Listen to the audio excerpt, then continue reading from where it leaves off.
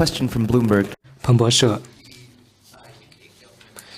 英国政府提出关切，表示英国公司使用中国制造的无人机来拍摄英国重要关键基础设施的高清图片，中方对此有何回应？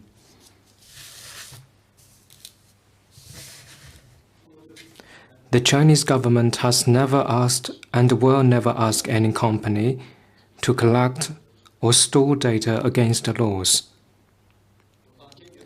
China firmly opposes relevant parties' groundless suspicion and vilification against China that lacks factual basis. Relevant departments of the UK side should stop politicizing economic issues and overstretching the concept of national security. Stop going after and accusing China's high-tech companies.